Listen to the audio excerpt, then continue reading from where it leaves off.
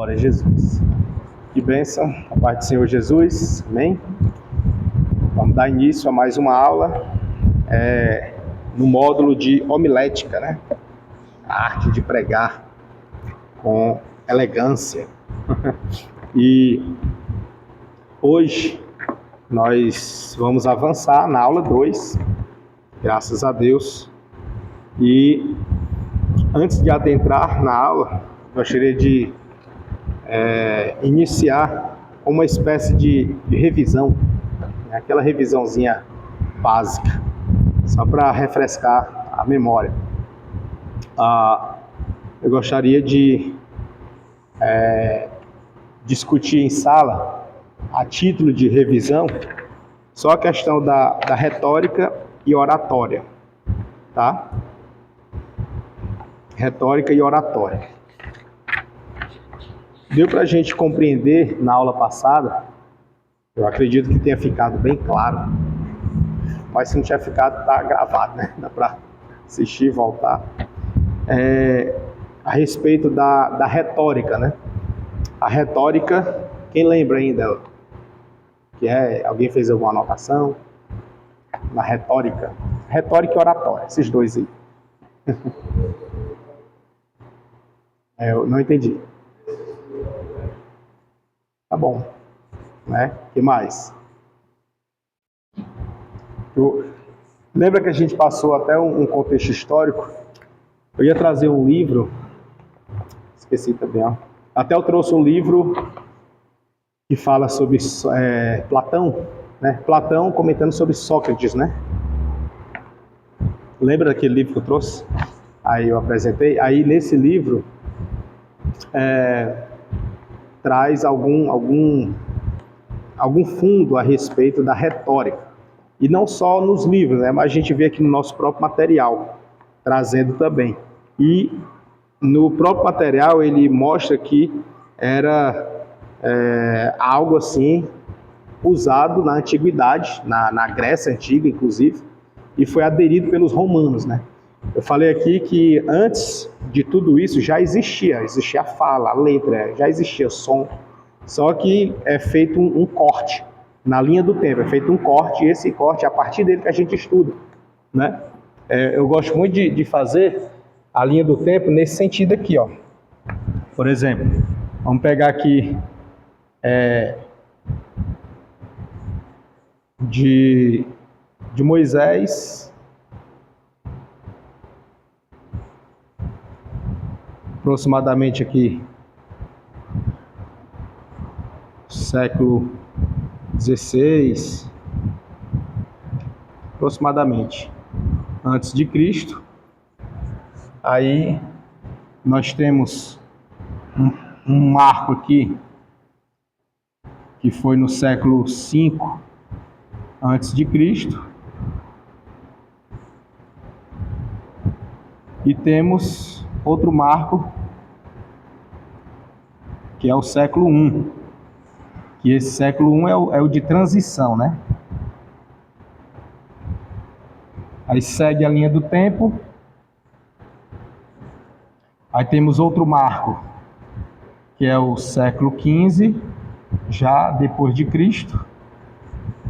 O início, o 15, e aí vem o 16, 17, 18 e 19, que foi períodos bons também. Aí tem aqui o século 17, que foi o período do Iluminismo. E temos aqui o século 21, que é o atual, né? Aí eu gosto de fazer assim, na linha do tempo, para a gente entender melhor, a retórica, ela tinha esse marco histórico aqui, do século V a.C. Marco histórico, né? Mas aqui no século I foi adotado pelos romanos. Então aqui é dos gregos e aqui os romanos. E aí os estudos que nós temos aqui, boa parte dele parte daqui, período greco-romano. Boa parte, muita coisa pega daqui, greco-romano, e traz aqui para nós, né? Então, os conceitos que a gente tem é a partir daqui. Aqui tiveram algumas mudanças no século XV e século XVI, tiveram algumas mudanças, e vai sendo moldado, né, com o passar do tempo. Tá? Então, na retórica que a gente tem, aqui no nosso material, ele até apresenta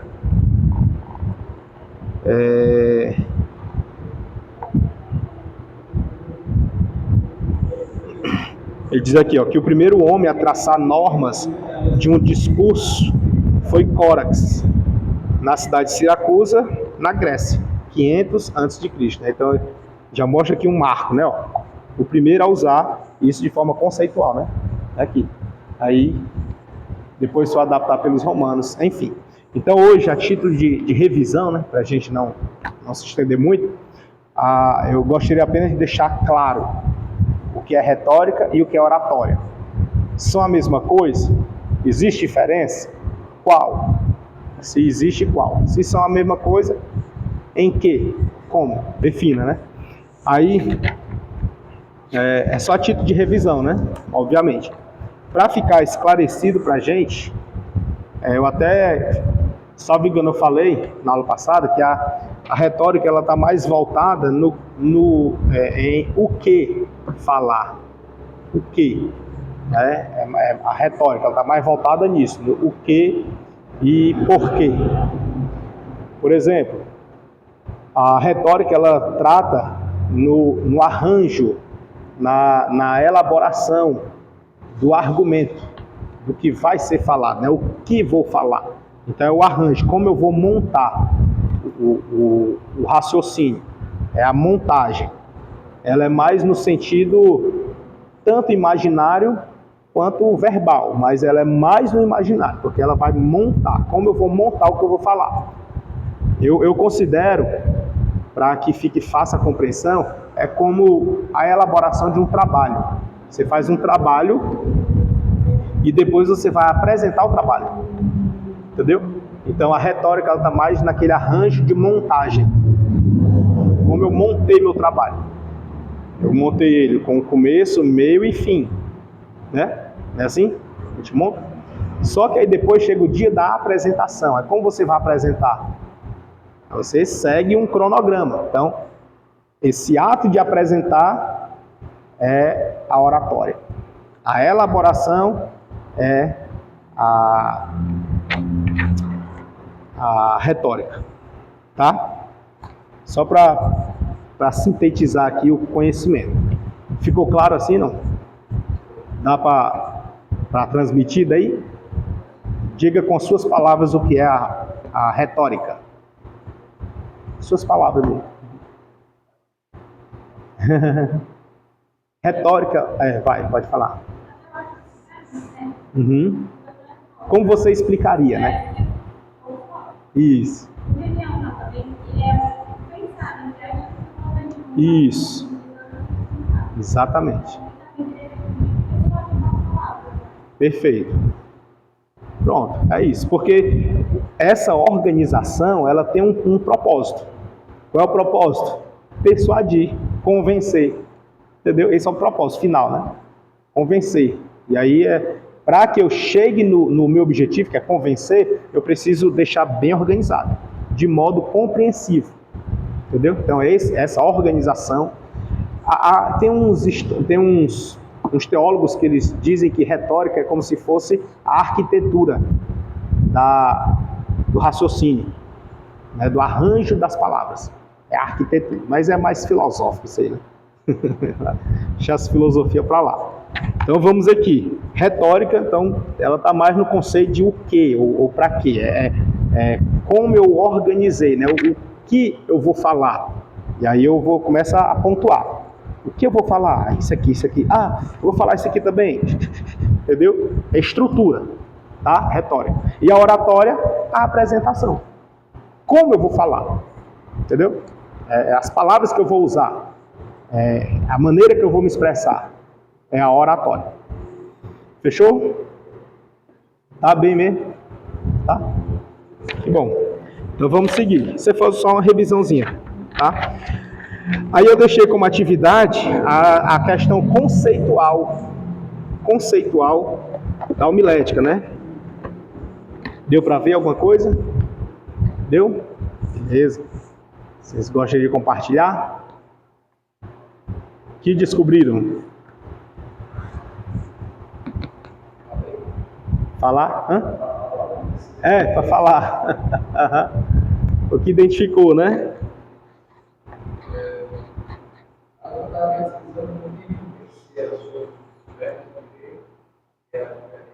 Aham. Aham. Sim, sim.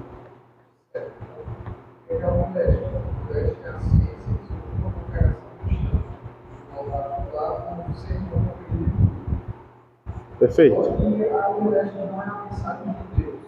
Perfeito.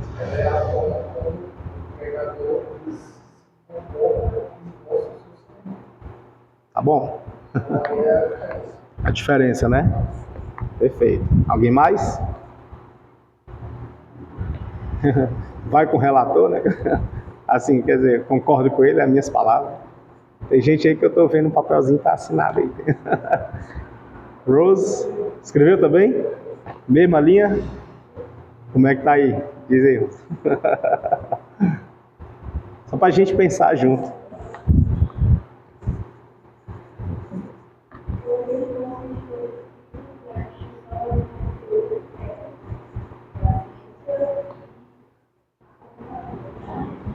Pronto, bem resumido, mas disse o que deveria ser dito, né? Tá bom, tá bem. E a... Fez também? Ainda não? Não quer falar? Mas pode falar, pra gente pensar junto. Hã? Ela quer revelar os segredos, né?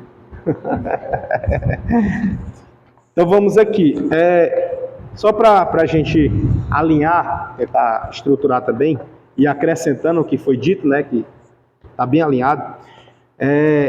A questão aqui é no sentido dos termos, a mudança dos termos, o campo semântico dele, o significado, a raiz e as derivações.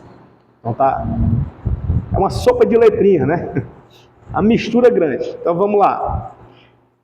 A gente percebe aqui no nosso próprio material, ele traz aqui algumas definições. Por exemplo, ele traz o termo homilética, e aí nesse termo homilética ele vai falar a derivação dele. Ele deriva de qual idioma? Do grego, né? Aí ele traz, deriva do grego. Qual termo grego para ele? Lá que ele derivou? Homilos. A gente botou ali. Homilos. Alguns teólogos norte-americanos gostam de falar homilos. Né? Bota o H como R e tal, mas isso aí é discussões que não influi muito, tá bom? Então pode falar homilos ou romilos, quando vai falar o termo grego, né? Tanto faz. Aí, e vai dizer que o que significa multidão. Então vamos aqui para as raízes das palavras. Homilos, vou botar aqui de verde. Multidão. O que mais?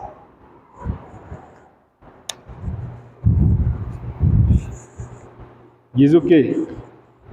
Derivando assim outro termo, que já puxa para outro termo. Qual é o outro termo? Homilia, né? Aí homilia vai dar qual sentido? Pequeno discurso, né? Então assim, ó, em rápidas palavras, né? Vou botar aqui pequeno discurso, que por sua vez vem do verbo homileu, né? Já vem de outro verbo que é o homileu, que quer dizer o quê?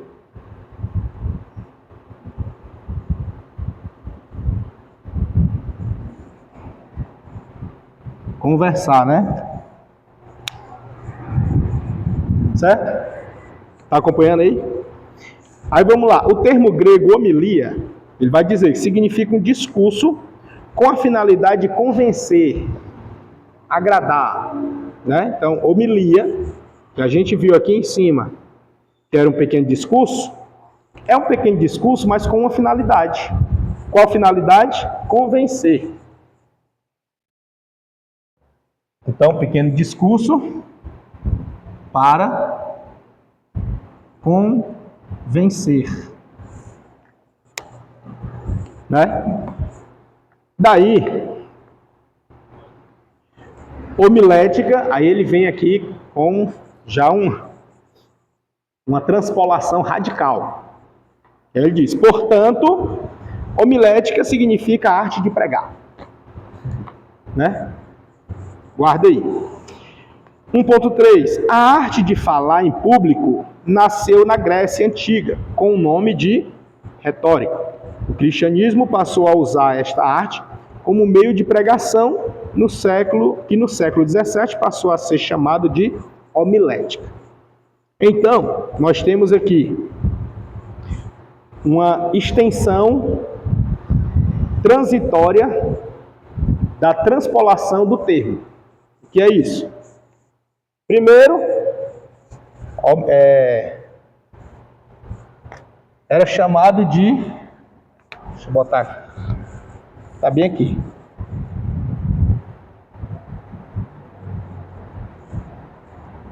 Antigamente, na Grécia Antiga, era chamado de retórica. O que era retórica lá para a época? Era falar em público. Certo? Só que no século XVII, né, já bem aqui, aqui, retórica era um sentido, era falar em público. Com o passar dos anos, bem aqui, aproximadamente aqui, ganhou outra conotação. O que era retórica passou a ser chamado de homilética. E mudou também o sentido, né? Mudou assim. Foi ampliado, né? Ampliado e adaptado. Por isso que eu falei, a extensão transitória e a transpolação. Aí para arte de pregar.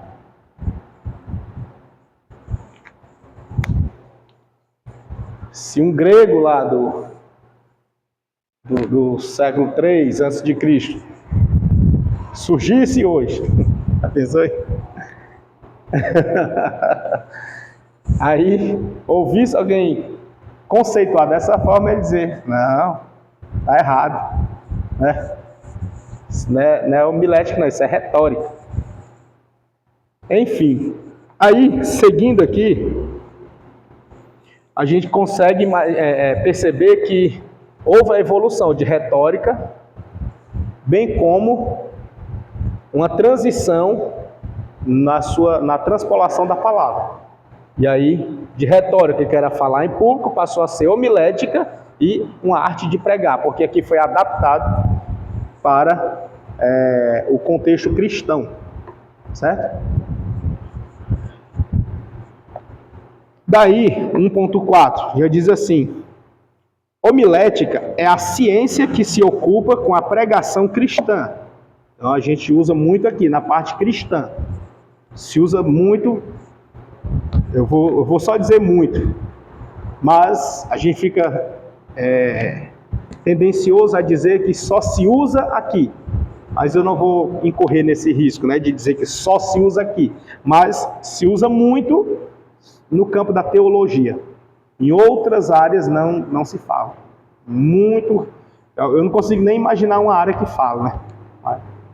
Deve existir alguma, né? Mas se usa muito na teologia. Então, é como se a teologia tivesse adotado o termo e empregado para o seu conceito. Continue exatamente. Nas outras áreas, principalmente na de letras, eles gostam muito da retórica. Inclusive, no direito, também usa retórica. No direito. Porque o direito, ele vem daqui, ó, da junção do greco-romano, né? Vem de lá. É um corte. Vem de lá. E ampliado com os sofistas. Os sofistas foi que ampliaram o direito. E aí é usado ainda com essas práticas de terminologias de retórica. Só que no direito, nem todos os ramos do direito que usa retórica, não é só no criminal. Hã? Não entendi. Exatamente. É no direito penal que se usa. Porque você tem a audiência de júri, e na audiência de júri você precisa convencer os jurados. Então tem um colegiado aqui de jurados, são pessoas comuns, e aí o profissional, né, o advogado e o promotor de justiça, ficam os dois disputando ali. Então o advogado tem o poder de fala com os jurados e usa o seu poder de persuasão, a sua retórica e a sua oratória, junto com a eloquência, para poder convencer os jurados. Depois vem o Ministério Público, o promotor de justiça, vai também fazer a mesma coisa. E no final, os jurados decidem. Então é usado muito no direito penal. Entendeu? É até dinâmico, né? É legal. Né? É dinâmico. Mas, voltando para cá, na teologia foi adaptado, foi estendido e transpolado para homilética. Então usa-se na teologia homilética, tá? Pouco se fala em retórica, muito pouco. Aí aqui vai dizer assim que foi a ciência que se ocupa com a pregação cristã. Perceba que ele está restringindo, né? Restringindo, está especificando. Pregação cristã, de modo particular, com o sermão proferido no culto. Olha só a peculiaridade, né? Pregação cristã, de modo particular, num sermão proferido no culto. Entendeu? Ou seja, nem para discussão lá fora, aquela conversa na calçada, aquele... Não é adequado dizer, mas somente na pregação, no culto. Entendeu? É uma coisa muito específica, né? Consegue entender? Muito específico. Aí diz assim, o termo homilética provém do grego, aí já vem outra palavrinha. Qual é? Homiléticos. Entendeu? Que significa o quê? Aí já vem outra coisa. Significa escolhido, né?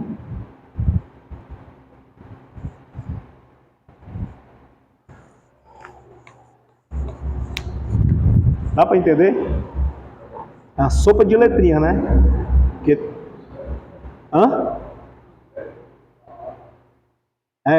Derivações, né? As origens. Aí diz assim, que nada mais é do que a arte de elaborar e apresentar sermões. Aí já vai colocar aqui, conceituando no sentido de elaboração. Certo? Elaboração. Perceba que foge um pouco, né, do raciocínio que vem sendo construído. Aí diz assim, é a disciplina que nos leva a falar com elegância, desenvoltura e propriedade bíblica. O termo homilética provém também do verbo grego homilei. Aí já vem mais um. Que era utilizado pelos gregos sofistas para expressar o sentido de relacionar-se ou conversar. Certo? Aí aqui já vem usado pelos sofistas.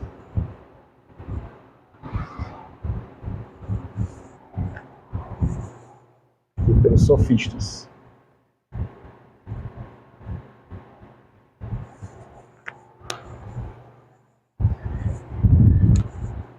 Então aqui,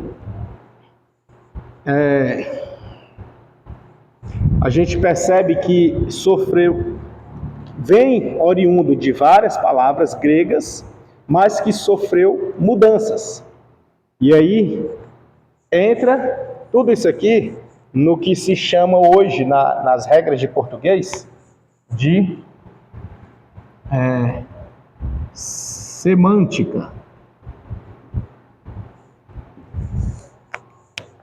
Por quê? Porque com o tempo vai mudando o seu sentido. Certo? Perceba aqui, exemplo clássico é aqui, né? Vai mudando o sentido. Era retórica, tinha um sentido. Passou a ser homilética, mudou a palavra e outro sentido. E específico. E algo muito isolado, que é pregar sermão no culto.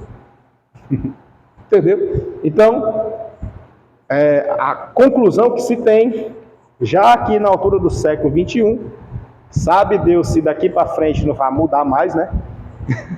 A pessoa lá no século 30 já vai ter outro sentido, né?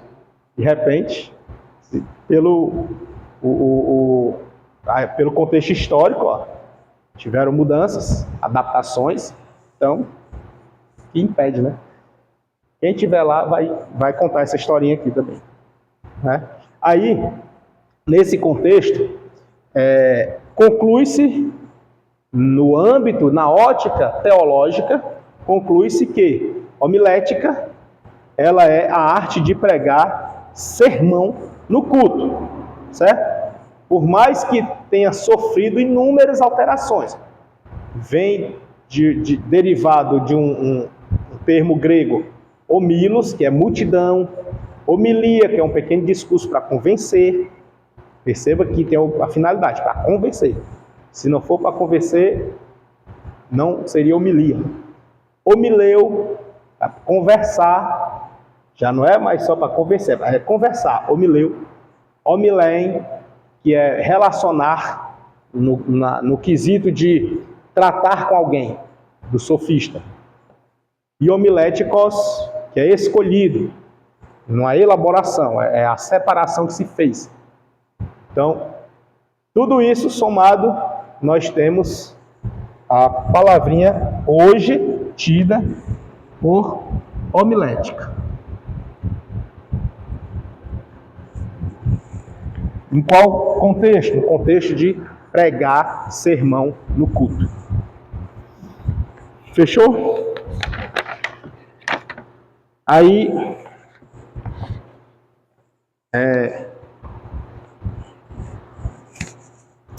avançando aqui,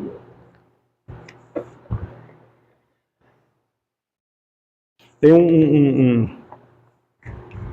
uma definição, uma contextualização que o autor colocou aqui, que é assim: a homilética, juntamente com a eloquência, em parceria com a capacidade intelectual, ou seja, a homilética, a arte de pregar, sermão no culto, juntamente com a eloquência, que é aquele poder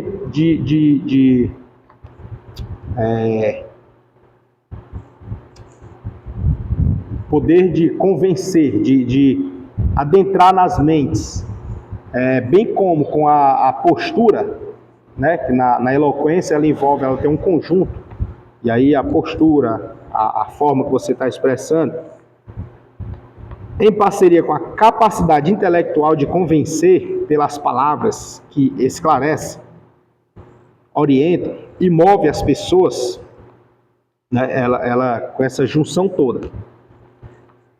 Aí ele diz: o orador que consegue mover as pessoas, persuadi-las a aceitarem suas ideias.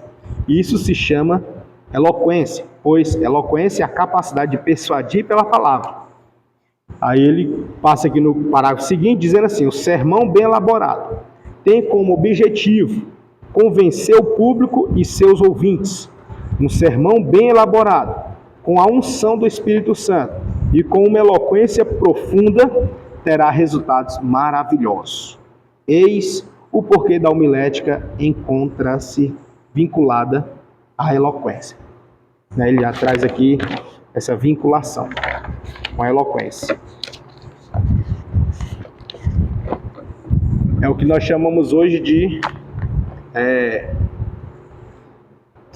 quando o pregador está cheio da unção, quando o vaso está cheio, né? As gírias que a gente usa, né? Quando o vaso está cheio, não é assim? Que é o que? Poder de persuasão, a graça do Espírito Santo, conhecimento da palavra e organização do raciocínio rápido. né? Aí transmite, o ouvinte ele capta bem, prende a atenção, né? Passa horas ouvindo. É aquela pregação que você diz, eu ia até meia-noite, não tem? Né? Dessa daí eu ia até meia-noite. Mas por quê? Começa a ter uma análise técnica daquilo que foi passado, né? Poder de persuasão. Às vezes ele está até usando uma hipérbole, está até fazendo uma conjectura, mas por estar bem elaborada, né? Bem elaborada, que é a retórica antigamente, e expressou bem, de forma adequada, com inteligência, aí você acaba ficando convencido daquilo. Até o que talvez não seja verdade, você tem como verdade. E aí depois você sai comentando, não, é assim, assim. Onde foi que tu viu isso? Foi um pregador que falou. Aí, vixe, fica assim, vixe, não. Entendeu? Porque a fonte não pode ser pregador, né? Por mais que um autor de um livro, ele também seja pregador, mas a fonte precisa ser um autor, e não um pregador. O pregador foi e tal, não é fonte. Pelo menos confiável não, né? Onde é que é fonte confiável? É quando é um pregador que também é doutrinador, que é mestre, que é professor, entendeu? Aí ele passa a ser uma fonte confiável. Mas só por ser pregador, não é. Só pregador, né? O pregador plantal, não entra nesse rol de confiabilidade. Avançando aqui, vamos para o tópico 2, a homilética na história. A homilética na história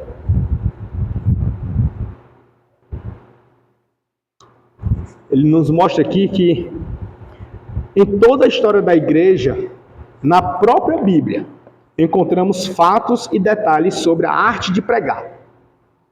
Em toda a história da igreja, inclusive na própria Bíblia, a gente encontra fatos e detalhes sobre a arte de pregar. Sempre houveram pessoas que se destacaram através das homilias, né? Através das homilias. Então vamos lá. Aqui nesse ponto, a homilética na história, dentre essa proposição que ele falou aqui, que até na própria Bíblia a gente vê isso, vamos analisar um pouquinho sobre a pregação de Jesus. Ele diz aqui, ó, Jesus foi um dos grandes pregadores, ou por que não dizer o maior. Vocês concordam? Amém? Né? O maior de todos eles. Em todos os tempos. Seus métodos, suas mensagens, ainda hoje, inspiram a muitos. É ou não é? É. Não é não? Quer ver? Vamos analisar aqui a pregação de Jesus. Eu acho muito interessante ela. Deixa eu ver aqui, acho que é João. Deixa eu ver aqui, acho que é João 7. Só conferir aqui para te analisar aqui. Peraí.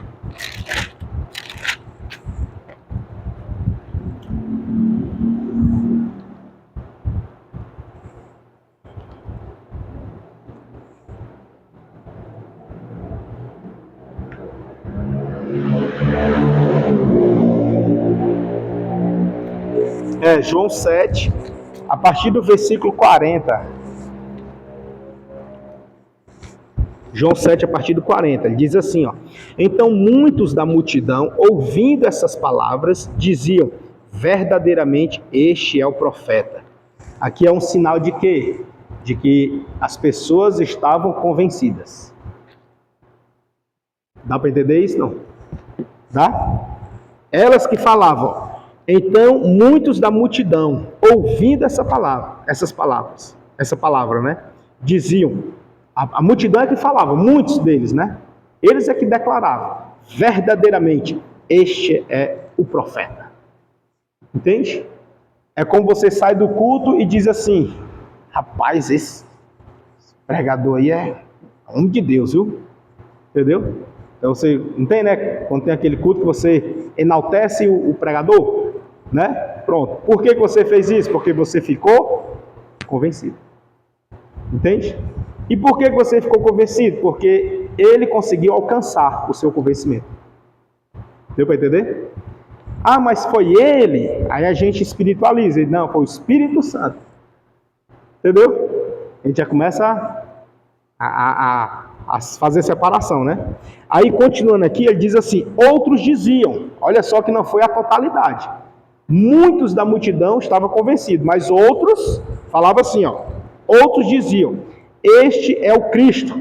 Mas diziam outros, temos aqui 3 classes, né? Temos um que estão convencido, total. Temos outro grupo que acrescentou dizendo, ele é o Cristo. E temos outro grupo, um terceiro grupo, que dizia assim, vem pois o Cristo da Galileia? Né? Já botando dúvida, né? Tipo assim, peraí, calma aí, porque ó, a mensagem foi boa, pregou mesmo muito bom, tem uma boa retórica, na época lá era retórica, né? Tem uma boa retórica, mas vamos com calma, pessoal. Vem pois o Cristo da Galileia, isso aí é da Galileia. Aí já fica assim, ixi, é verdade, ó. Fala, meu Deus, e aí? Né? Aí já começa, será que eu fui enganado? Aí vem os questionamentos. Né? É aquela parábola que Jesus falou da semente, né? Cai em terra no meio dos espinhos. E aí ela até quer crescer, mas os espinhos sufocam. Né? A pessoa que até quer acreditar, mas tem um que gerou dúvida.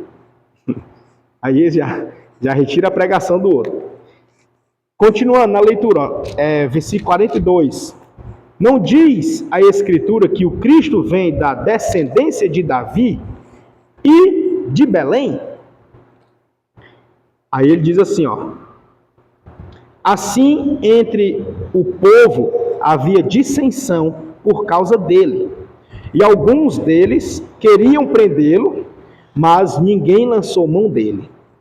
Alguns queriam prender ele, ou seja, lá na multidão tinha até o soldado que queria prender Jesus, mas ninguém lançou mão dele. Olha só o que acontece, versículo 45, aqui que é legal, onde eu fico assim maravilhado.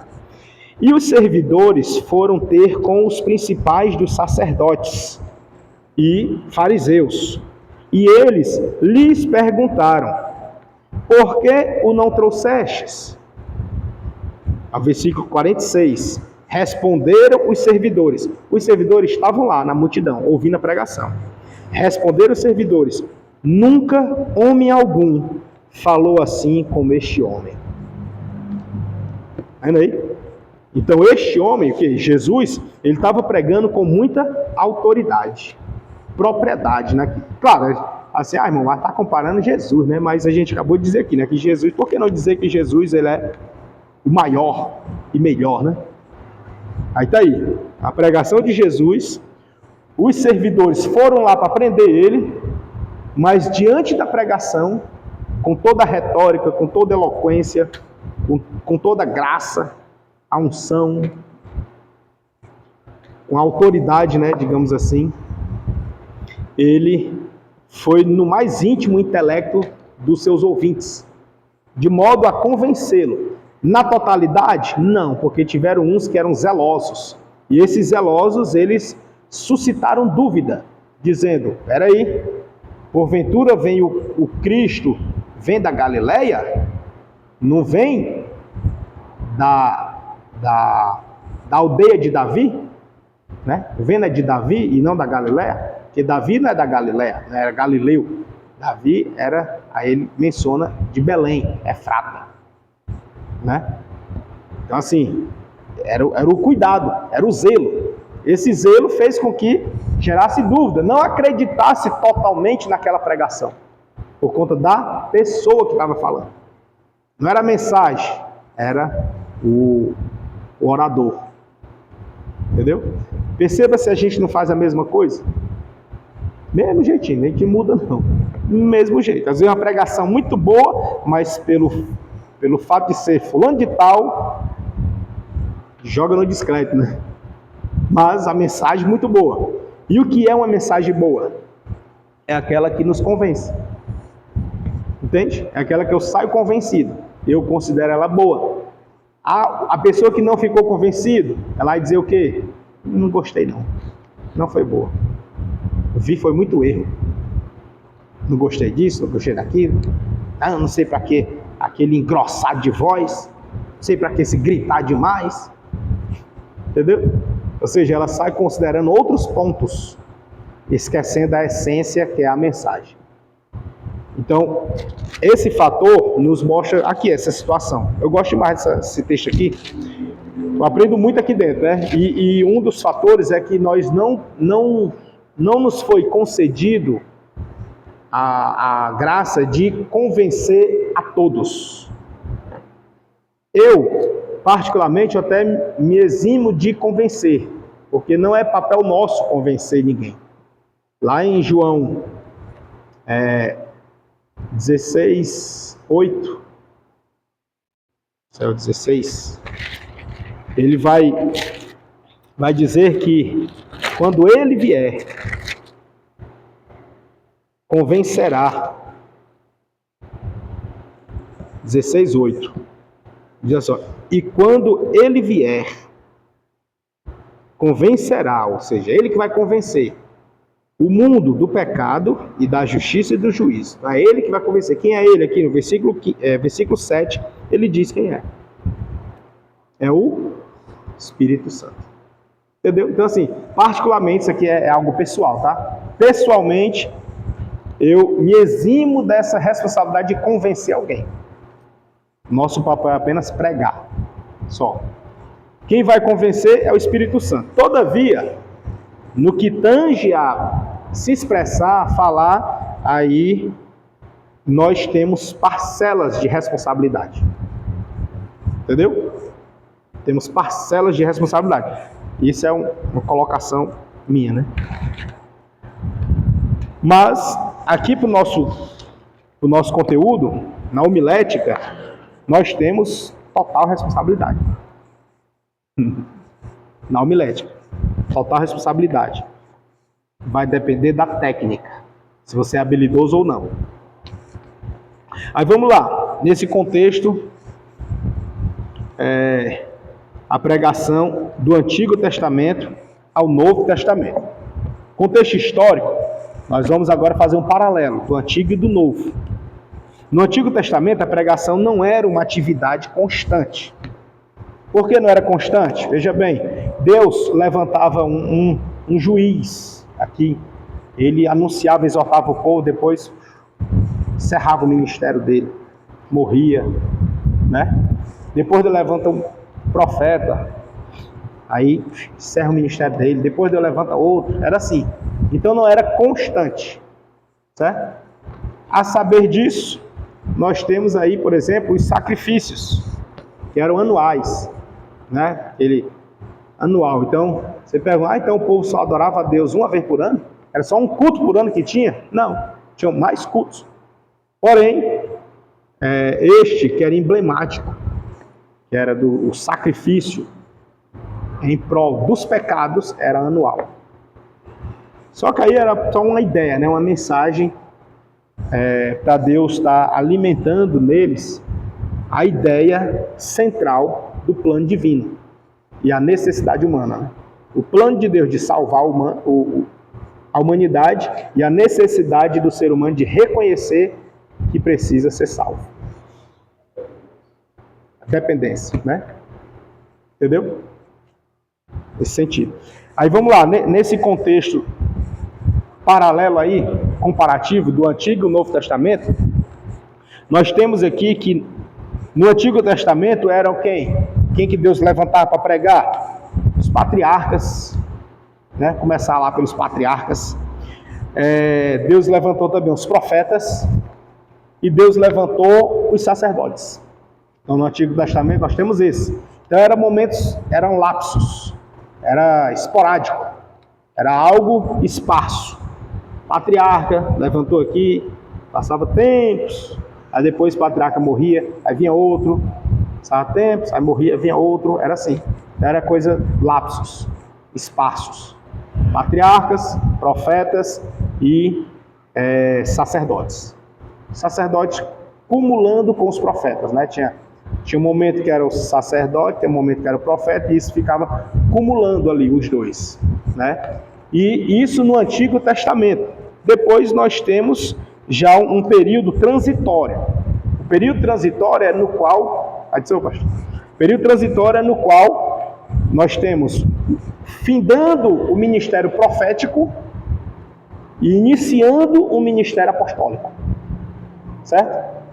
Nós não tínhamos apóstolos lá no Antigo Testamento, mas tínhamos profetas no Novo Testamento, bem como sacerdotes no Novo Testamento, né? Só não tínhamos apóstolo no Antigo. Daí vem Cristo. Cristo foi o momento da transição e inauguração, encerrando uma aliança e iniciando outra. Então ele foi o ponto transitório.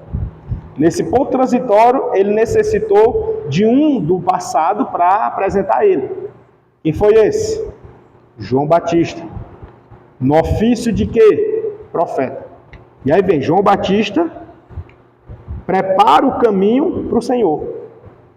Ele, como profeta, preparou o caminho para receber outro, que também é profeta. Por isso que o povo falava, ele é profeta. Ele é um profeta, aí começaram a comparar, como Elias, né? Como Jeremias.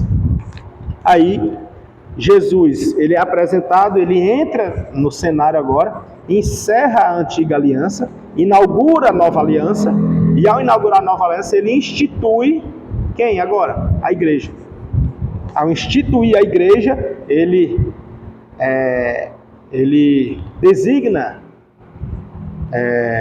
o ministério apostólico.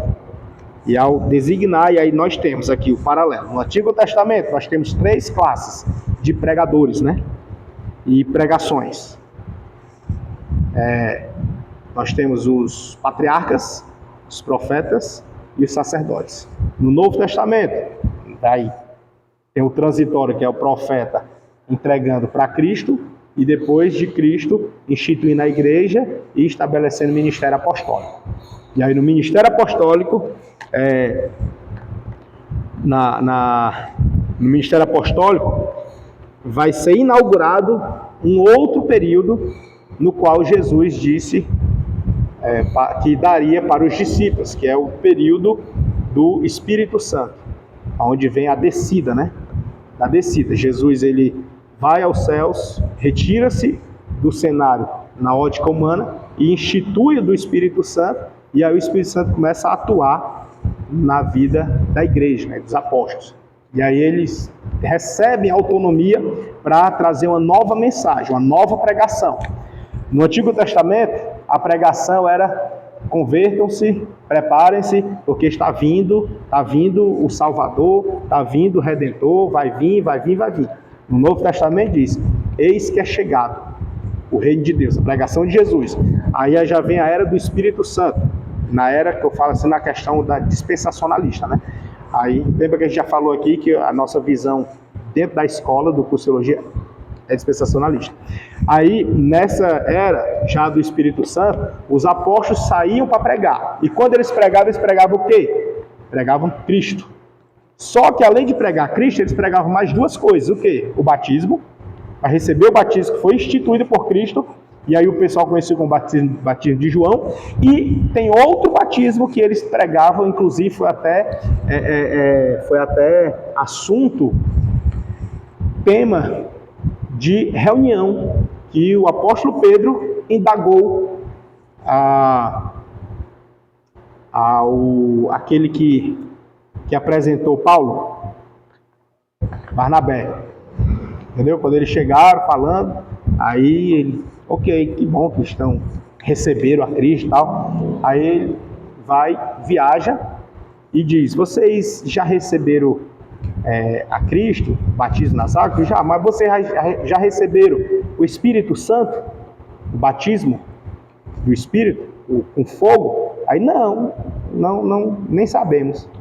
Aí a Bíblia diz que eles, estendendo as mãos, impondo as mãos sobre eles, eles foram batizados. Ou seja, a pregação apostólica já era nesse sentido. No Antigo Testamento você vê isso? Não. Não tinha essa pregação no Antigo Testamento. Imposição de mãos, batismo com o Espírito Santo, batizar com Espírito e com fogo, nem se falava, nem imaginava. A pregação, a transitória de João Batista, de arrependimento e batismo nas águas, depois vem a apostólica. A apostólica é o quê? Imposição de mãos, Cristo, batismo e receber o Espírito Santo. Dá para entender? Só que aí tem um detalhe. Nesse período da pregação do Novo Testamento, ele está fazendo paralelo, né? O Antigo Testamento e o Novo Testamento. No Novo Testamento, isso acontece, mas somente sobre aqueles que creem. No Antigo Testamento, não havia necessidade, assim, notória de crer. Bastava ser da linhagem. É da família? É. Tem direito. Está dentro. Entendeu?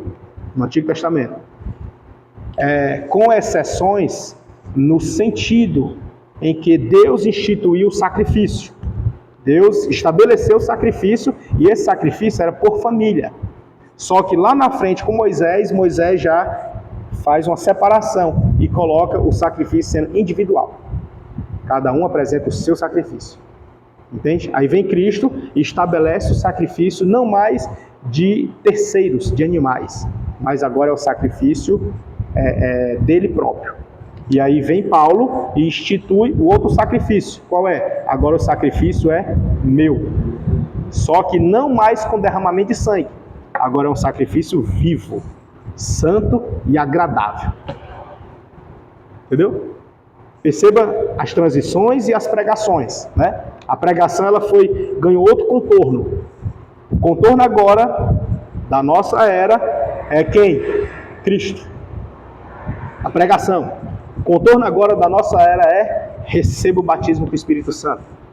Então nós temos Cristo, a aliança para religar com Deus, com o Pai, e o Espírito Santo para nos sustentar de pé até que Ele venha. Dá para entender? Então essa é a pregação do Novo Testamento. E aí vem João fazendo checkmate, dizendo Maranata. Ora, vem Senhor Jesus, porque agora a igreja ela já aguarda esse período. Enquanto o Antigo Testamento aguardava a vinda do Messias, a igreja aguarda a vinda do noivo. Então estamos aguardando a vinda.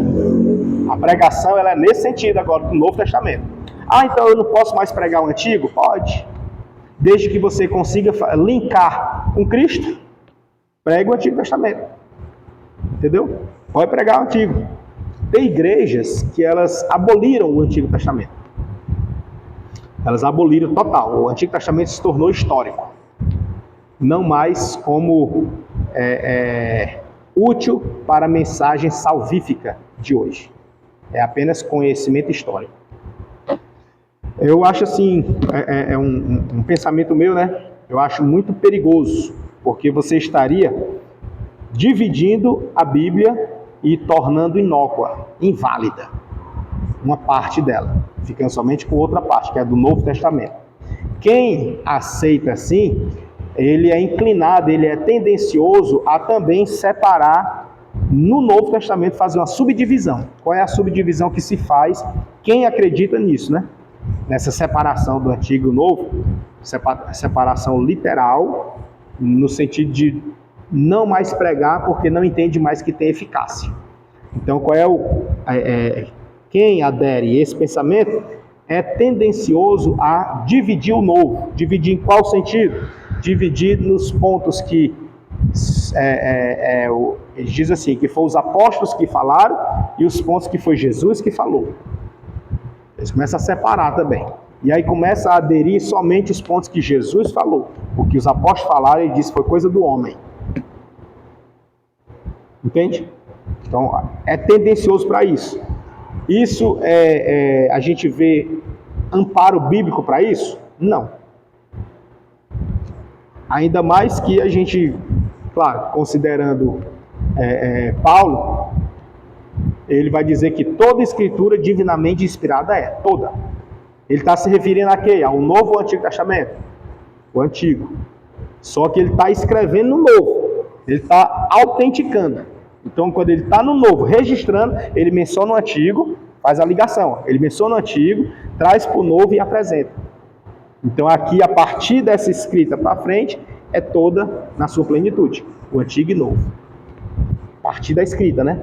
No ato da escrita, ele está fazendo menção do antigo. A partir da escrita, já está inserida e apresentada. Então, a partir da escrita, é o antigo e o novo. Então, para nós, tem validade. Em pé de igualdade, tanto o antigo quanto o novo. Com algumas exceções que são nas práticas judaizantes, específicas, peculiares às tribos. Tá? Nós não somos de tribo, né? Para quem era de tribo tinha que seguir. Nós não somos de tribo. Tá certo? Então, na homilética, da pregação aqui do Antigo e do Novo Testamento, em síntese, é nesse sentido. Aí aqui ele faz uma perguntinha, 2.2. E Jesus, ele utilizou-se de homilética? Sim, né? Olhando na ótica teológica, sistemática, sim. Utilizou-se de homilética.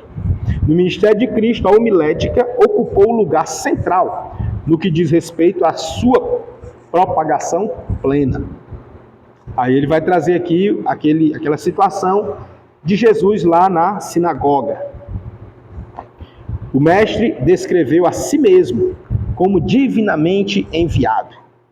Né? Lá em Lucas 4, 18 ao 19, ele diz, para evangelizar os pobres, e bem como ele diz, a pregar liberdade aos cativos, e ainda ele fala, a anunciar o ano aceitável do Senhor, que está lá em Isaías 61, né? 61, versículo 1, né? Vai traçando. Então Jesus se utilizou da homilética? Sim, né? Mas em qual sentido? Aí ele vai dizer assim, ó,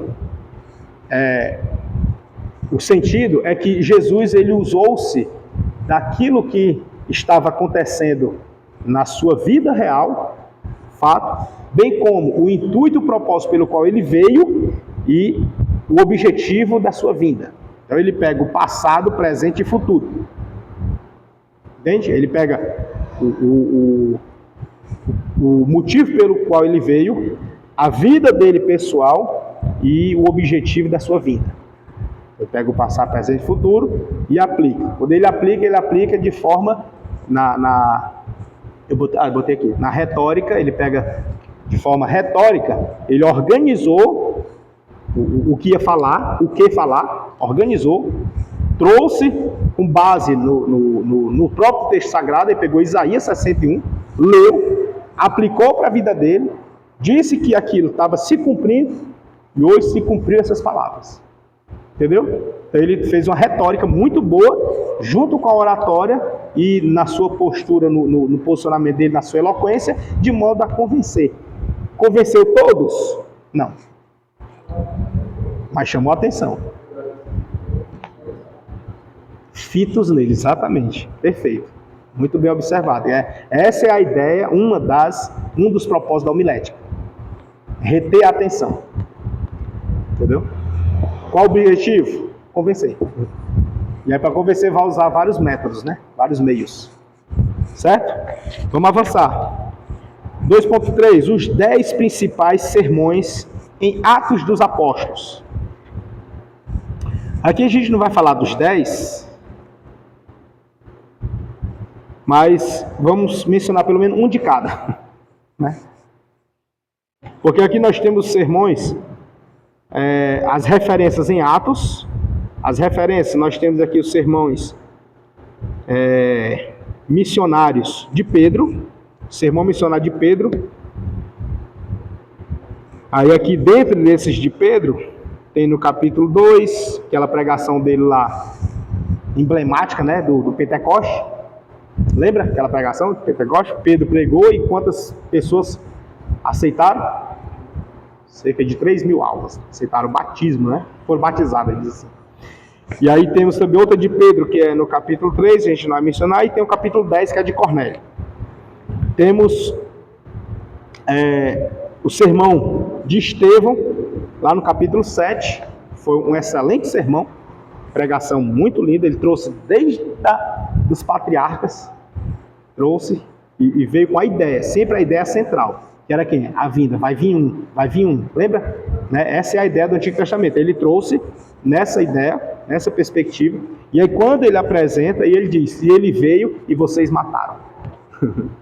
É cruel, não foi?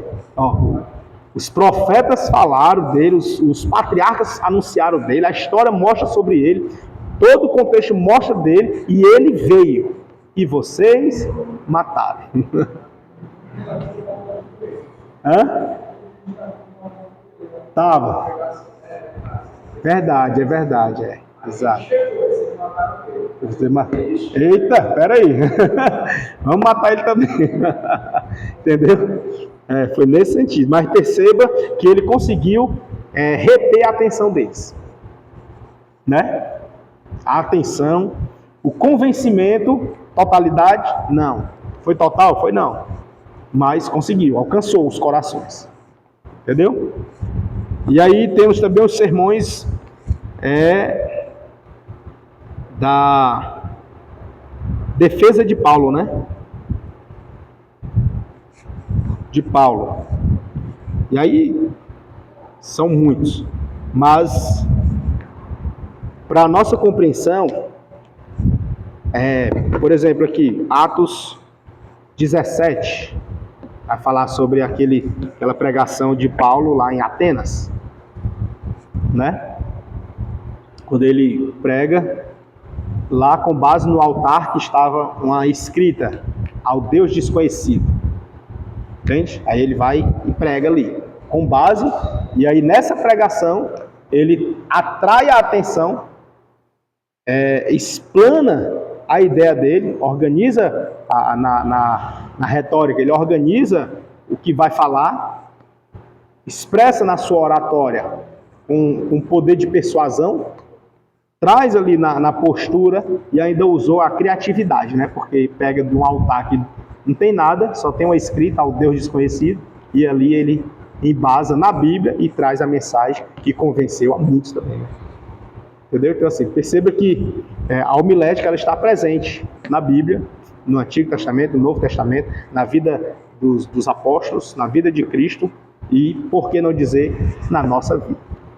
Tá? Vamos avançar. Uma mini síntese da homilética na história. No primeiro século da era cristã, deixa eu apagar essa linha do tempo. Posso apagar aqui? Não? Pode? Vou apagar aqui para me usar isso aqui.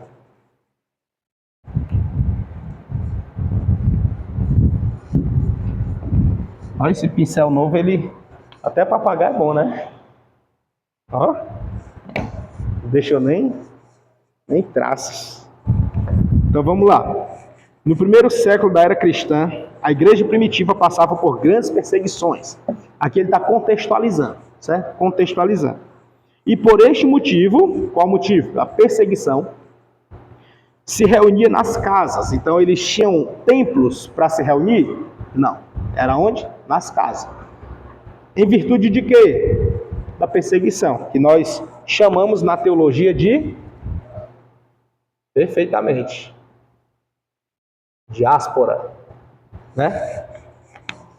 Aí, ele vai dizer, fazendo um culto simples, de modo a não perder a direção do Espírito Santo. Perceba que a direção aqui é de quem? Espírito Santo. Então, era um culto simples. Por que era simples? Porque era dentro das casas, conversando. Aí diz assim, desta forma, a pregação era informal, possuindo pregações didáticas e expositivas acerca da vida e obra de Cristo, com mensagem exortativa. Então, vamos lá. No século I, aqui já é outro ponto, né? Aqui já é uma síntese, nós estamos na síntese, né? Uma mini síntese, né? Vou botar só síntese. Síntese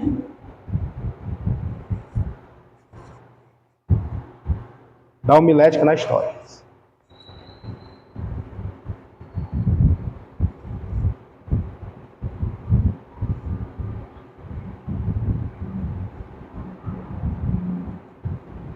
Pronto. Aí nós temos aqui o século I. Vou pegar aqui a linha do tempo de novo.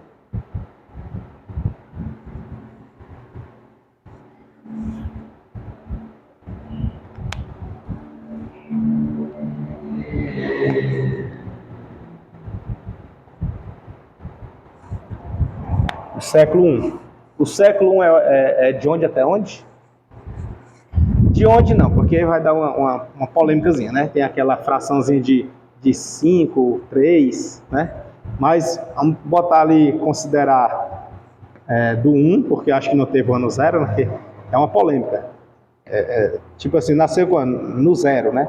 Não tem o 0, começa do 1. A questão é que tem um historiador que disse que o 1 repetiu. 1, aí depois o 1 de novo, que veio regressivo, depois progressivo. Né? Veio regressivo, que é voltando para nós, né? Nossa contagem. E na época não era voltando, não, era aumentando mesmo. Mas aí para conversão histórica mesmo, não é só teológica, é histórica. E principalmente na teológica, ela foi regressiva. Porque na teológica, o centro é Cristo. Né? Então aí ela regrediu até Cristo e de Cristo voltou a contar. É teológico isso aí. Mas historicamente ela também teve essa redução. A própria história reconhece antes e depois de Cristo. Certo? A própria história reconhece assim. Exceto alguns países que tem o seu calendário continuado. Não considerou o marco de Cristo. Então assim, vamos ignorar essa parte de a partir de quando, mas até quando, tá? Até quando foi o século I? Até o ano, tá aqui, 99, tá? Por quê? Porque no ano 100 já começa o 2, né? É só se lembrar de 1999. Eu sei que vocês talvez não eram nem nascidos, né? Não, só eu que sou do século passado. Mas 1999, 99, estava encerrando o século e um milênio. Então era 2 encerramentos ali, 3, né? Um milênio estava encerrando um século e estava encerrando a década. Entendeu? Então nós temos, em 1999 tinha 3 encerramentos ali históricos e ninguém repete na vida. É só aquele, né? Então, teve ali encerramento de milênio, encerramento de século, encerramento de década. Aí quando foi na virada do ano para 2000, já encerrou tudo e começou um novo. Então em 2000 começou um novo milênio, um novo século e uma nova década. Entendeu? Qual foi o século? 21. Começou no ano 2000. Como assim? Né? 21, 2000, não era para ser só em 2100? Não, que a contagem do século é diferente, né? Assim que começa, ele já considera. A nossa idade é o contrário. A idade a gente só considera quando termina. Já o século não. O século ele é apressadinho. Assim que começa, ele já se considera. Já tenho 21 anos já. Né? O século 21, 2000, eu já tenho 21. Não, mas tu tem 20, que é 2000. Não, eu tenho 21. Então ele é apressadinho, certo? O século. Já a idade não. A idade a gente dá um passo atrás, né? A idade você vive o ano todinho para quando terminar dizer que tem a idade. Quer ver um exemplo? Uma pessoa que completou 10 anos. Completou 10. Quando ela tiver 9 anos, 11 meses e 29 dias, ela tem quantos anos? 9 anos. Né?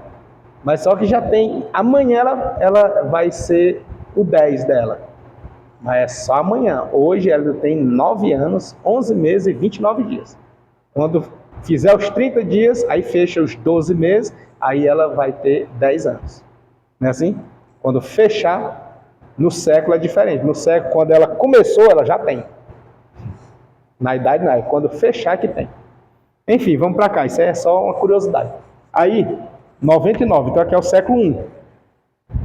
No século I, é considerado o primeiro século ou a era cristã. Considerado ali, século I, a era cristã. No primeiro século da era cristã, a igreja primitiva é lá do primeiro século, passava por grandes perseguições, beleza, e por este motivo se reunia nas casas, fazendo culto simples de modo a não perder de direção o Espírito Santo. Então ele tinha foco, o foco era quem? O Espírito Santo. Então vamos lá, no século I, eles tinham um estilo de pregação,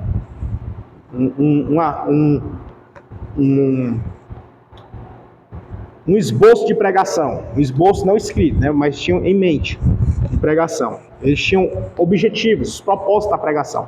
Então, na igreja primitiva, lá no século I, a pregação deles era o quê? Era uma pregação informal, didática, expositiva, e o propósito aqui era sobre a vida e obra de Cristo.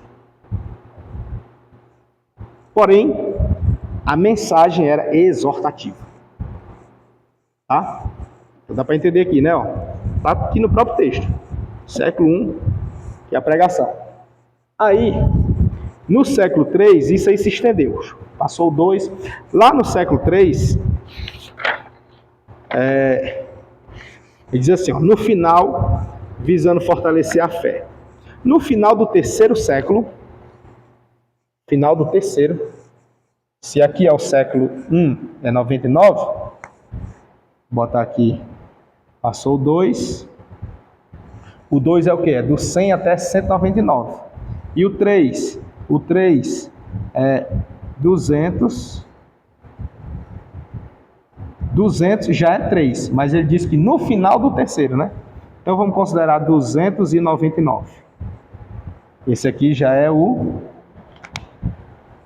século III.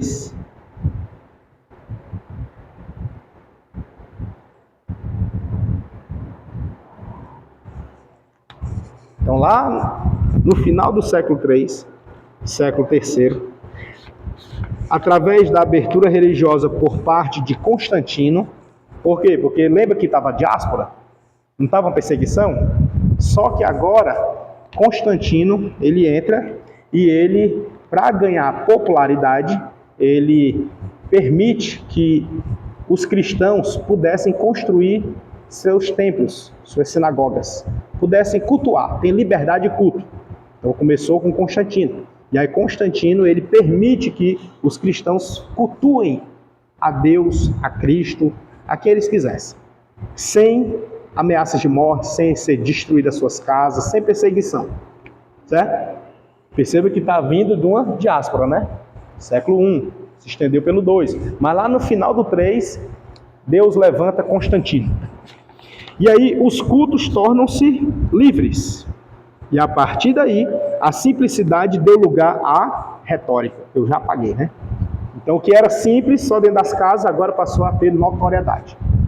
Passou a ir para fora. E aí vem aquela terminologia do conceito de igreja.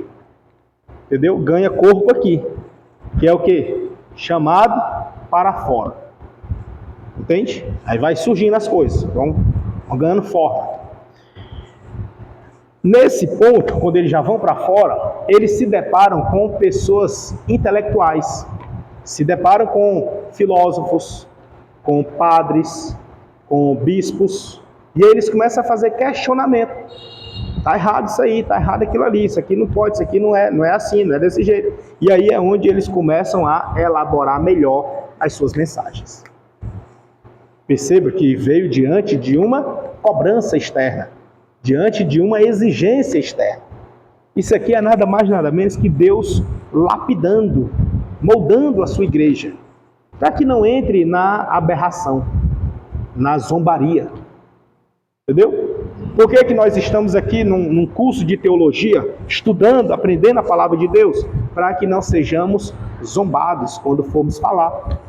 Quando estivermos explanando a palavra de Deus, não sermos motivo de riso, mas de atenção, de conceituação. Talvez de admiração, mas esse não é o propósito. Entendeu? Para que as pessoas possam ficarem atentas no que você for falar. você estiver dizendo, elas ficarem, eu não sabia disso, olha que legal, entendeu? E aí elas serem tocadas pelo Espírito Santo e convencidas por ele, para que aceite a quem? A Cristo. Nós somos meios pelo qual Deus opera na humanidade. Então esse meio que sejamos, que venhamos apresentar com o termo da homilética fala, com elegância, né? Com sabedoria. Paulo ele vai dizer, aquele que pregue, que seja dedicado em pregar. O que ensina, se dedica ao ensino. Entendeu? Então assim, o que estiver fazendo, faça com muita graça, com dedicação, com sabedoria. E aí foi preciso os cristãos se aperfeiçoarem. Aí eles começaram a usar o quê? A retórica. O que era simplicidade. O que é a simplicidade aqui? Aquela ignorância, digamos assim. Aí deu lugar à retórica. Dá para compreender isso? E não só a retórica, mas também a oratória. E aí eles foram buscar aonde? Quem era a fonte da época? Da retórica e da oratória? Então eu botei aqui gregos e romanos. Lembra? Grego e romano. Certo? Aí foram buscar lá, nas fontes. Incluindo-se também a estes métodos a eloquência do orador, formando, enfim, a homilética sacra. Por que sacra? Porque estava sendo homilética no contexto religioso, certo? De sacramento ou de santidade, entendeu? De algo divino. E aí era a homilética sacra, era no contexto cristão, no contexto religioso, certo? Por que assim? Porque os gregos usavam, mas não no contexto religioso. Sócrates usava, Córax usava. Então a gente vê os gregos usando e depois os romanos recepcionaram. Aí a partir desta época, os pregadores cristãos começaram a estruturar suas mensagens. O que é isso? Estruturar. Organizar. No contexto aqui do termo que a gente usou é a retórica. Começaram a estruturar a sua mensagem. Antes era de forma rápida, né? E aí eles começaram a estruturar a sua mensagem seguindo as técnicas da retórica grega e da oratória romana. Então fizeram ali uma adaptação, e nessa adaptação eles ampliaram a sua forma de pregar. Com efeito, porém, desde o primeiro século da era cristã, esta influência estrutural da homilética já começava a ser sentida no seio do cristianismo, pois visando expandir a igreja, a pregação tornou-se o principal meio de comunicação. Então aqui a gente vê agora os primeiros pregadores fora daquele período apostólico, os primeiros já formando o seu sermão, preparando com zelo a mensagem e sendo ouvido e sendo o principal meio de comunicação dos cristãos. A principal comunicação dos cristãos era a pregação da palavra. Legal, né? Por exemplo, hoje a gente tem, se você for fazer uma amizade, você começa a puxar um assunto, ou alguém vem puxar assunto com você. Os assuntos são, sei lá, vou botar aqui, tu conhece fulano de tal? Ou tu gosta de qual matéria? Ou tu já foi em tal canto? Tu gosta desse lugar? Tu gosta dessa música? Né? Geralmente parte disso. Se for futebol, gosta de futebol, começa aquele assunto de futebol. Se for música, começa a falar de músicas. Se for, sei lá, conhecimento astrônomo, começa a falar da astronomia. Se for conhecimento, sei lá, dos mais diversos, de carro, começa a falar de carro. Entende? Para iniciar diálogo. Mas nessa época era diferente. Nessa época, o principal meio de comunicação deles era a mensagem cristã, pregação. O principal deles, falar, era a pregação. Daí a gente tira nós mesmos. Às vezes a gente quer puxar um assunto com alguém e não tem assunto. Nada melhor que você iniciar o diálogo falando a respeito de algo da palavra de Deus. Mas como assim? A gente não está aqui no módulo de missiologia, né? Evangelismo e tal. A gente vai ter também. Vai ter o módulo de evangelismo. Mas Deus, ele dá ideias para você começar. Aqui, Deus fez isso no final do século III. Deus fez isso. E eles começaram a usar e de forma sábia e bem colocada, bem aplicada. Hoje em dia está tendo bastante, por exemplo, lá no sul, o pessoal está usando muito uma técnica, que é uma forma de mensagem, de pregação, que é até cômico às vezes, né? Mas é uma técnica de até atrair quem é mais distante. E pega aqui, sei lá, um copo, a pessoa está lá com a garrafa, tem de tudo, tem celular, tá com a garrafa aí, pega aqui, me presta aqui, a pessoa está pregando, né? Me presta aqui, aí pega. Você está vendo isso aqui? O que é isso aqui? A pessoa, uma garrafa. Não, isso aqui é que Deus vai saciar a sua sede. Entendeu? Você começa a fazer assim. Eu estou usando aqui a garrafa, mas tem de tudo, sabe? Tem celular, você está vendo isso aqui? O que é isso aqui? É um celular? Não é um celular não. É que Deus está usando para o meio de comunicação com o eterno. Você vai se ligar com o céu. Entendeu? Eles começam a fazer isso. São técnicas deles que alcançam quem é mais distante, mas para quem já está inserido, isso aí é cômico, né? Para quem já está dentro, está envolvido, é cômico. Mas para quem está de fora, é um gatilho. Olha, é legal, gostei do jeito dele pregar, eu gostei, é bem legal. Aí vai se aproximando. Então, são meios, entendeu? Dá para entender? Não? São criatividades. Aí, lá no século III, Deus começou a dar para eles meios para estruturar melhor. Daí, como eles pegaram a junção do grego e do romano, eles visavam, com tudo isso, expandir a igreja. Através de quê? Da pregação. Que isso tornou-se o principal meio de comunicação dos cristãos. Não é de surpreender, portanto, que a maioria dos teólogos cristãos primitivos, os primitivos, lá dessa época, a maioria, quando a gente vai pesquisar nas fontes, nos livros, você vai olhar, a maioria deles era o quê? Era teólogos cristãos primitivos, expunham-se que aceitavam as teorias gregas e romanas. E muitos deles eram filósofos neoplatônicos. Então, você vai notar, hoje em dia, até hoje é ensinado nas escolas sobre muitos doutrinadores, e eles, seja ele físico, seja matemático, seja lá o que for, ele tinha um pouco de filosofia, entendeu? Ou teologia. Você pode prestar atenção, cada um deles hoje separa um físico fulano de tal, mas quando você vai estudar a vida dele, você percebe que ele não era só físico, ele era matemático, ele era filósofo, ele era teólogo, entendeu? Você pode prestar atenção, depois por curiosidade vai em busca de algum desses, né? Você vai pegar aí inúmeros. Aí, aqui ele está dizendo que não é de surpreender.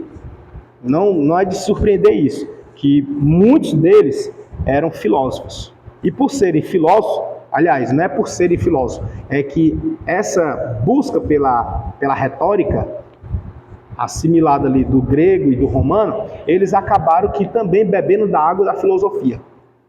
Entendeu? Filosofia grega. E aí, bebendo da água da filosofia, eles ampliaram o seu conhecimento cristão. Porque a filosofia, ela chama a pensar, ela convida a refletir. E aí você pega aquela habilidade, o gatilho de pensar, joga aqui na palavra de Deus, vai refletir em cima do texto, amplia e o Espírito Santo endossa. Aí, meu amigo, pessoa vê assim uma máquina, né? Consegue compreender assim, não? Aquela pregação que é boa, que você olha, meu Deus, que pregação maravilhosa. É porque a pessoa que está pregando, ela parou e pensou em cima do texto. Ela não pegou assim, passando, isso aqui, tá bom, isso aqui tá bom, oh, tá legal, isso aqui. Esse tá muito grande, não, me dá um pequeno, menorzinho. Pronto, isso aqui tá bom, tá bom. Não, não foi assim não. Tenho certeza que não foi assim não. Ela meditou em cima, ela pensou em cima. E isso é filosofia. Certo? Não ignore, né? Aí vem aqui, grandes pregadores na história da igreja. Isso aqui é fascinante. Grandes pregadores na história da igreja. Ele coloca aqui uma ordem, mas eu sou muito de linha do tempo, tá? Gosto muito sim, de linha do tempo. E aí, nos grandes pregadores, eu quero pegar aqui pelo mais antigo. O mais antigo que ele vai mencionar aqui... Deixa eu ver aqui se é esse...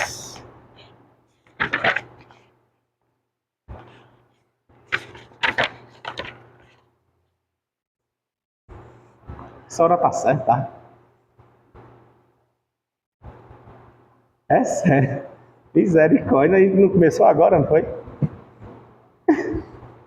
Fala, Jesus. Pronto, o mais antigo aqui, desse rol que está listado aqui no nosso material, nós temos Jerônimo de Savonarola, ou Girolamo de Savonarola. Está lá na página 28, mais antigo. Nós temos ele foi um padre dominicano. Não se espante com esse pessoal aqui dessa época sendo padre, tá? Não se espante, porque era o que se prevalecia da época, tá? Aí temos ele é do século XV, né? Vou botar aqui, século XV.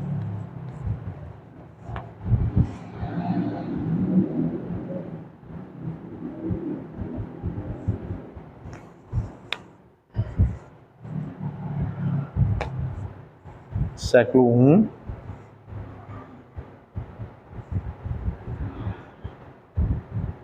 Três. Passa todo esse povo, vai vir bem aqui, o século XV.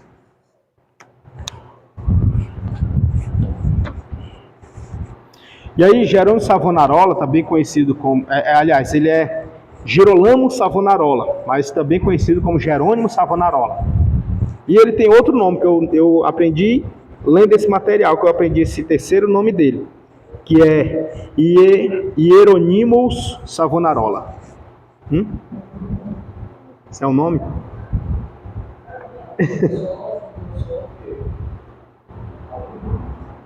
Talvez o idioma, né? Talvez.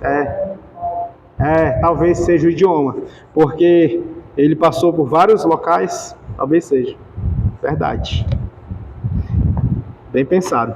Aí, eu conheço ele pela a Galeria dos Heróis da Fé. Heróis da Fé. O nome do livro, né? Heróis da Fé. Aí nele conta a história de Savonarola, mas conta como Jerônimo. Entendeu? Jerônimo, e também menciona sobre o Girolamo. Pronto, agora esse outro aqui eu nunca tinha ouvido falar não. Hieronymus. Enfim, ele foi um padre dominicano e por curto período governou Florença. Ele era o que? Reformador, mas perceba que ele é antes da reforma. Curioso, inclusive, né? Porque antes da reforma, porque ele é de 1452, nascido, né?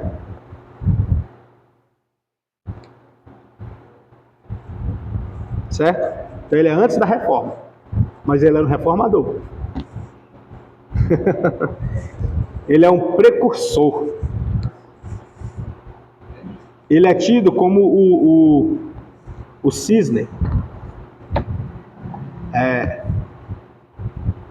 Cisne, né? Aí diz que ele admirava. Aliás, ele resolveu renunciar ao mundo, incorporando-se à ordem dominicana sem o conhecimento de seus pais. E isso se deu em virtude de ele começar a conhecer um pouco mais dos ensinamentos de Agostinho. Ele ouviu um sermão de Agostinho, e aí a partir desse sermão ele foi confrontado. E aí a gente vê aqui o quê? A homilética de Agostinho. Né? A homilética de Agostinho alcançou Savonarola e este foi transformado através da palavra. Aqui vai narrar uma síntese da história dele, mas vai muito mais além, porque ele foi torturado e depois foi morto, queimado numa praça pública, por ordem de quem? De um papa. Entendeu? Porque ele era um reformador, ele ia contra as pregações do catolicismo, da Igreja Católica Apostólica Romana. Ele era muito forte, então ele ia contra. Assim como Martim Lutero, depois dele aqui vem o Martim Lutero, também foi contra, entendeu? E aí, ele foi morto, primeiro foi torturado, aí depois foi posto em praça pública e foi morto em praça pública para que todos vissem. Então, assim, é interessante, inclusive, é muito boa a história dele. Tem nos Heróis da Fé, né? Aí, esse aqui eu estou indo por século, tá? Depois dele, vem aqui, deixa eu ver que é o outro mais antigo, que está mencionado aqui, Martim Lutero. Martim Lutero,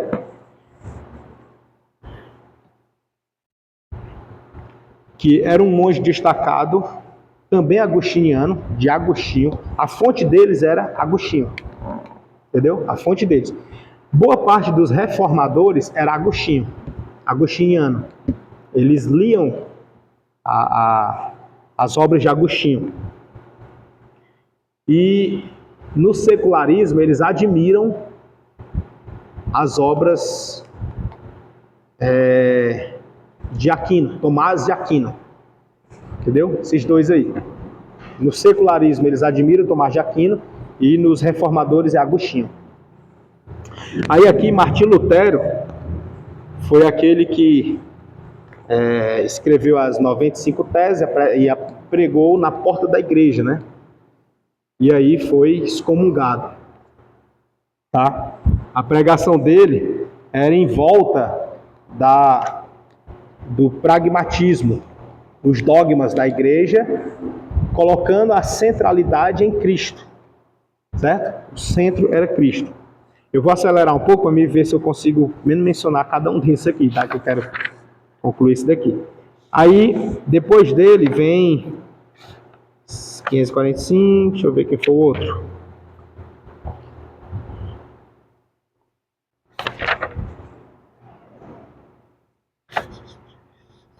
Temos dois aqui que são contemporâneos, mas eu vou pelo mais novo. O mais novo vem Jonathan Edwards. Jonathan Edwards. Aqui no material ele não trouxe João Calvino, né? Não, ele não trouxe João Calvino. Porque é ali contemporâneo de Martim Lutero. E de Jacó Hermínio, né? Aí, Jonathan Edwards. Jonathan Edwards já é do século XVIII.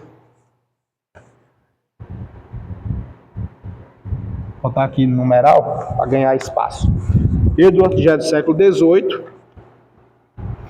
Um grande pregador dos Estados Unidos, que ingressou no ministério em 1726. O primeiro pastorado dele foi lá em Massachusetts, onde tem parente lá, né? A família do teu pai que tem parente lá? Não, não, né? Já passaram, né? É legal esse nome, viu? Né? É um trava-língua. Massachusetts, né? Massachusetts, onde serviu até 1750. Ele foi contemporâneo e atuante num grande despertamento espiritual e tido por alguns como o maior teólogo da América do Norte. Era pregador excelente, com célebres sermões publicados. E dentre os sermões dele, ele tinha o Deus glorificado na dependência do homem. Ele tinha outro que era uma luz divina e sobrenatural. E o mais famoso dele que é Pecadores nas mãos de um Deus irado. Né? Eu tenho esse livro aqui. Eu ia até trazer ele, mas esqueci. Mas é um livro de cabeceira. É baixinho assim, ó. Bom, só que nele tem vários sermões, né? Salvo engano, são 2 sermões longos e tem outro. Mas aí tem o Pecador na mão de um Deus irado, é pequeno. É uma pregação pequena. Mas talvez aqui foi a graça de Deus mesmo, é a unção. A gente não pode esquecer da participação do Espírito Santo nos nossos sermões. Não pode esquecer, jamais. Porque senão se torna só letra. Entendeu? Só letra. Aí, esse aqui é o célebre, né? Ele deu início a um dos maiores avivamentos dos tempos modernos na Nova Inglaterra. Aí vem, depois dele, tem o John Wesley, o famoso príncipe dos pregadores, né? John Wesley, ele se inspirou a partir, sabe de quem? Dos morávios. Os morávios eram um grupo que dedicava a sua vida na leitura da palavra. Os morávios, era devoção total. E aí ele se encontrou com um grupo de morávios num navio. E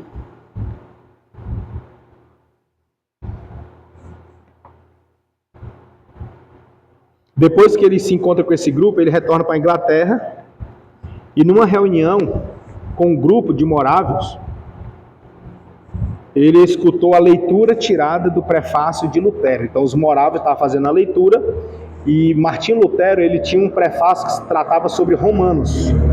E ele escutou os morávios discutindo sobre esse tratado de Lutero a respeito de Romanos e ele ficou assim maravilhado com aquilo. Perceba, através da escuta da pregação de um tratado de outro homem, Lutero, discutindo sobre Romanos. Então, como que ele foi alcançado assim, né? O que impactou a vida dele? Né? Claro que a homilética vai dizer que foi a técnica, a maneira que você expressou, aquilo foi que marcou. A gente volta a dizer, não esqueça do endosso do Espírito Santo, mas é óbvio que precisamos nos preparar. Entendeu? É necessário o preparo. Aí de John Wesley, ele começou a pregar a salvação pela fé. Ele começou a anunciar, nesse sentido, a salvação pela fé. John Wesley, tá?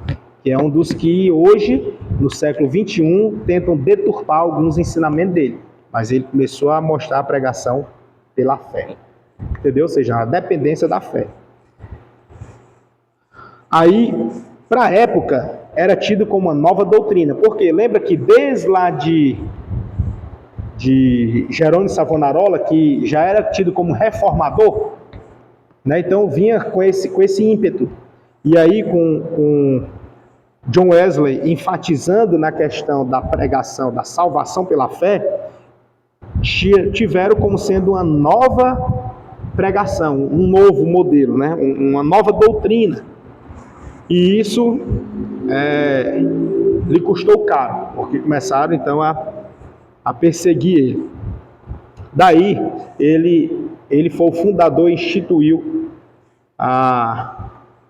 alguns seguidores deles instituíram como a igreja wesleyana, né, que é de John Wesley, mas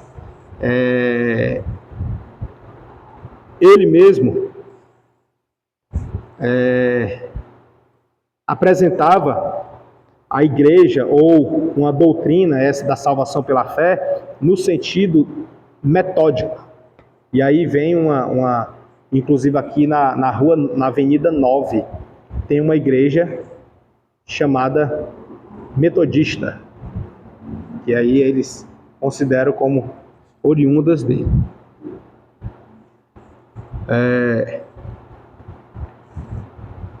O John Wesley, ele chegou a pregar cerca de 40 mil sermões. E a influência dele estendeu até a América do Norte. Quando ele morreu, foi que ficou instituída oficialmente a denominação metodista. Sempre que eu vou lá para a sede, eu dou uma olhada para lá, para a igreja, né? Ela é de pouco público. Ela é muito forte na Inglaterra. Muito forte lá. Igreja metodista. Assim como a igreja anglicana, que era da anglo-saxões, né? A anglicana e a wesleyana.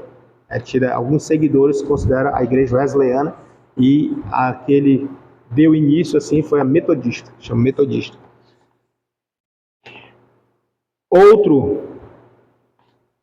Outro que também tinha uma homilética muito boa é a Charles Finney, também do século XVIII, mas já estendendo até o século XIX. O século XIX já é próximo da gente, né? Século XIX. Charles Finney. Ele nasceu numa família que nem era crente, mas ele, ao se tornar crente, passou a ser uma das referências histórica, teológica e doutrinária muito forte para a nossa época. Pelo menos os norte-americanos é muito forte. Para nós aqui chega pouco, né? Para nós chega pouco. Charles Finney. Outro também que é tido aqui como... Até aqui, o príncipe dos pregadores. Eu falei que era John Wesley, né? É o Charles Spurgeon, que é o príncipe. John Wesley, não. Só corrigindo aqui, Charles Spurgeon, que é o príncipe, né? Aí, Charles Spurgeon, ele foi um dos pastores que, para a época, foi uma polêmica, porque ele era muito novo, só tinha 19 anos, mas já foi considerado pastor, e era um escândalo para a época, sabe? Até hoje em dia, assim, é raríssimo você ver um jovem ser consagrado pastor, né? É muito difícil. Existe, assim, na mídia, aí tem de tudo, né? Mas, assim, pastor mesmo, pastor para pastorear ovelha, para estar na frente de igreja, entendeu? Tem títulos. Até cantor é chamado de pastor, né? Mas tem itinerantes. Hoje em dia são muitos pastores itinerantes. Esse aqui não. O Charles Spurgeon, que era o príncipe dos pregadores, ele pastoreava rebanho mesmo aos 19 anos de idade. É uma coisa que admira, né? Aí, deixa eu acelerar aqui um pouquinho, que eu quero chegar até na parte das mulheres, que é muito interessante lá também.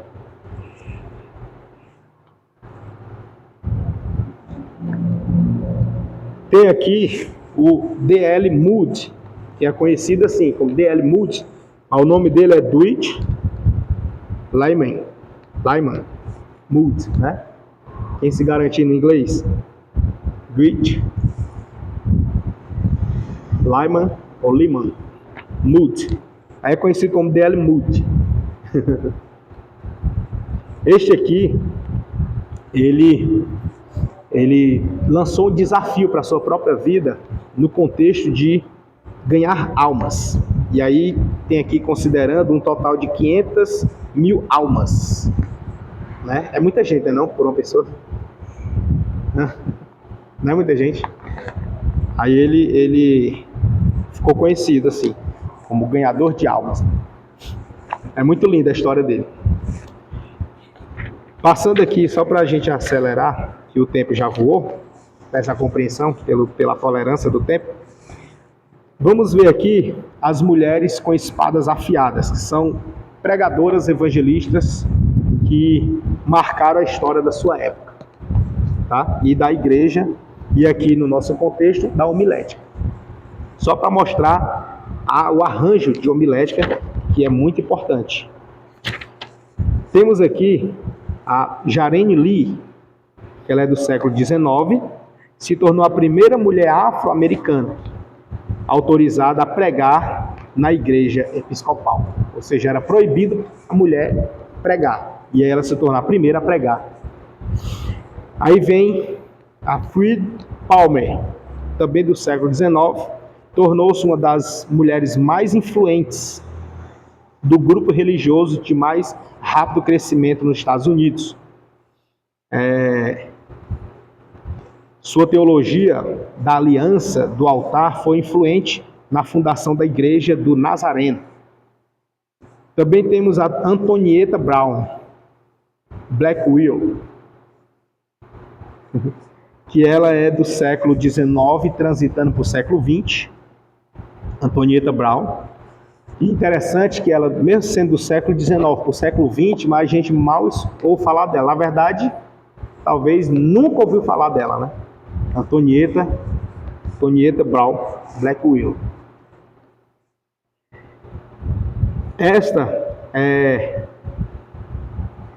Ela começou a pregar na igreja congregacional, que a congregacional ela chegou a ter no Brasil, inclusive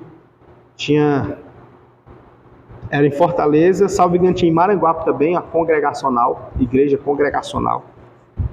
Ela é antigona, pré-histórica ela. E ela conseguiu o ingresso numa escola, no curso com o Finney, Charles Finney. Ou seja, muito conceituado para os Estados Unidos, e ela conseguiu a vaga para estudar no colégio fundado por ele. E aí vem esta última aqui, que é a Aimee Semple McPherson. Essa daqui do século XIX e do século XX, e bem pertinho, que foi de 1944, a morte dela, mas no sentido, ela foi a primeira, digamos assim, a primeira pastora a pregar em uma rádio. Duas polêmicas dela. Primeiro, por ser pastora, a primeira pastora constituída, né, no Brasil, que era proibido expressamente. E aí ela foi a primeira, e bem como ela foi a primeira a pregar numa rádio que, duas polêmicas, que era proibida a mulher pregar, e ainda mais em público. E aí ela conseguiu, não só ela, como mulher pregando, mas conseguiu em público e numa rádio. Então foi algo assim, que marcou a história. E pouca gente ouve falar dela, né? Sendo assim uma mulher que esbravadora, pouco se ouve falar dela. E ela pregava cerca de 22 sermões por semana. Entendeu? Já pensou? 22 pregações por semana. E as pregações dela, o historiador fala que ela era pregadora de 1 hora e meia. Não era assim, uma mensagem curta, aquela coisa enfadonha. Era algo bom de se ouvir e duradouro. Então aqui a gente vê pessoas que usaram o quê? O avanço da homilética aqui, né? O avanço da homilética misturado com a dedicação do estudo, das pesquisas, dos ensinos e a graça de Deus. Nunca esqueça, a arte de pregar, a organização do raciocínio, do pensamento, precisa ter o endosso do Espírito Santo. Jamais esqueça disso, porque é ele que vai fazer perpetuar e vai fazer o ouvinte lembrar lá na frente para ser confrontado e transformado pela palavra. Tá certo? Algum comentário? Na próxima a gente avança um pouco mais. Eu precisava passar isso daqui para que a gente pudesse então concluir aquele raciocínio da aula passada e dar início na de hoje. Pronto?